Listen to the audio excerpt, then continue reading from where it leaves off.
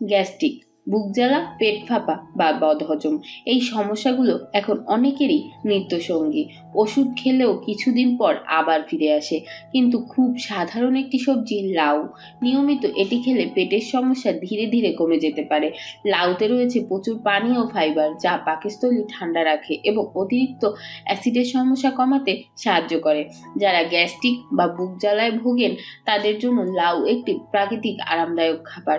লাউ হজম শক্তিশালী করে এবং কোষ্ঠকাঠিন্য দূর করতে সাহায্য করে।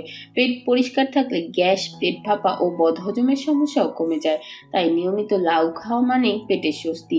এই সবজিটি শরীরকে ডিটক্স করতে সাহায্য করে। লাউ লিভার ও কিডনির ওপর চাপ কমায় এবং শরীর থেকে বজ্র বের করতে সাহায্য করে, ফলে পেটের পাশাপাশি পুরো শরীরই হালকা থাকে। লাউ ওজন নিয়ন্ত্রণেও কার্যকর। এতে ক্যালোরি কম কিন্তু পুষ্টিগুণ রয়েছে অনেক, ফলে পেট ভরা থাকে এবং অতিরিক্ত খাওয়ার প্রবণতা কমে যায়। গ্যাস্ট্রিক রোগীদের জন্য একটি নিরাপদ সবজি। লাউ সবচেয়ে ভালো খাওয়া যায় হালকা সেদ্ধ বা অল্প তেলে রান্না করে। খুব বেশি মশলা বা তেল লাউ ব্যবহার করলে এর উপকারিতা কমে যায়। সপ্তাহে 3 থেকে 4 দিন লাউ খাওয়া যথেষ্ট। সবশেষে বলা যায়, গ্যাস্ট্রিক ও পেটের সমস্যা থেকে মুক্তি পেতে লাউ হতে পারে আপনার সবচেয়ে সহজ সমাধান। ভিডিওটি ভালো লাগলে লাইক দিন, শেয়ার করুন এবং এমন স্বাস্থ্যকর ভিডিও পেতে চ্যানেলটি সাবস্ক্রাইব করতে ভুলবেন না।